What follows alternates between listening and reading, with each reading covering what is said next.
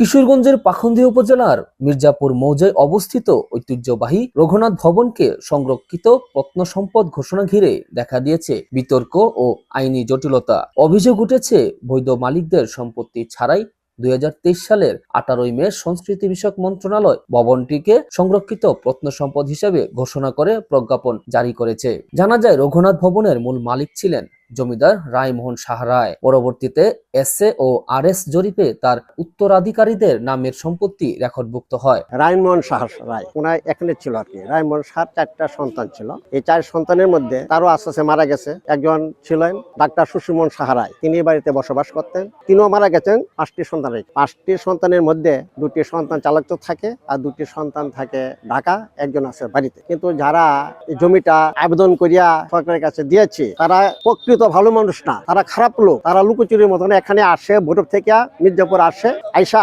আবার লুকোচুরি করে ওভাবে চলে যায়, ইট গাছ-গাছালি বিক্রি করিয়া চলে যায়। বর্তমানে ভবন ও সংলগ্ন 137% জমির একাংশের মালিক শশীমোহন সাহা রায়ের 5 পুত্র। তাদের মধ্যে একজন এখনো ভবনের পাশে বসতবাড়ি নির্মাণ করে বসবাস করছেন। প্রজ্ঞাপনে উল্লেখ করা হয়েছে, আরএস রেকর্ডীয় মালিকরা মালিকানা হস্তান্তরে সম্মত হয়েছেন। তবে এ দাবিতে ভিত্তিহীন ও প্রতারণামূলক বলে দাবি করছেন শশীমোহন সাহা রায়ের ওয়ারিশরা। এটা ব্যক্তি মালিকানা সম্পত্তি, এখনো ওয়ারিশদাররা জীবিত আছে এই দেশে।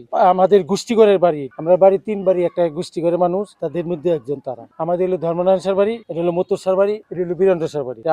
আমি বাড়ির এই ধর্মনারায়ণ সার বাড়ি একজন। তাদের ভাষ্য, তারা কখনো এ ধরনের কোনো সম্পত্তি দেননি। ওয়ারিশদের অভিযোগ, জমিদার পরিবারের সদস্য বিপ্লব রায়ের আবেদনের প্রেক্ষিতে সরকারি কর্মকর্তাদের সঙ্গে যোগ সাজস্যে ইচ্ছাকৃতভাবে ভবনটিকে সংরক্ষিত প্রত্নসম্পদ ঘোষণা করা হয়েছে, যাতে অন্য ওয়ারিশদের পৈতৃক সম্পত্তি থেকে বঞ্চিত করা যায়। সরকার কিভাবে নিচ্ছে কিংবা নেওয়ার পয়তারা করতেছে তা আমি বলতে পারবো না। তবে এটা আসলে সত্যিকার অর্থে এটা সরকারের খাতে যাওয়ার মতো কোনো সিচুয়েশন নাই। ওয়ারিশগণ আছে, ওয়ারিশগণ এখনো বিদ্যমান বাড়িতে আছে। এই হিসাবে এদের এবং এই অংশের থেকে কিছু কিছু অংশ বিক্রি হয়েছে। তাদের দাবি, মোট 10 জন ওয়ারিশের মধ্যে মাত্র 3 জন আবেদন করেছেন, বাকি 7 জন এ বিষয়ে অবগত ছিলেন না। এদিকে সম্পত্তিটি পৈতৃক হওয়া সত্ত্বেও স্থানীয়দের মতামত নেওয়া হয়নি এবং কোনো যাচাই বাছাই চোখে পড়েনি।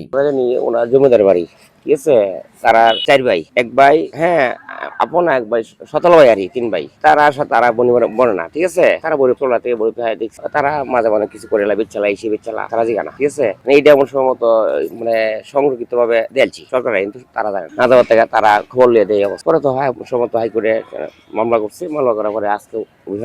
ছোট থেকে বুড়া পর্যন্ত যারা আছে তারা সবাই জানে এটা একটা পৈতৃক বাড়ি। ওয়ারিশদাতা জানিয়েছেন, তাদের অজ্ঞাতে মাত্র 3 জন আবেদন করেছেন।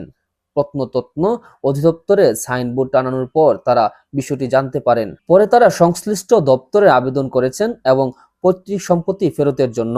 এদিকে ভবনটি পরিদর্শনে আসেন ঢাকা ও ময়মনসিংহ বিভাগের প্রত্নতত্ত্ব অধিদপ্তরের আঞ্চলিক পরিচালক আফরোজা খান মিতা। তবে অভিযোগের বিষয়ে তিনি কোনো মন্তব্য করতে রাজি হননি।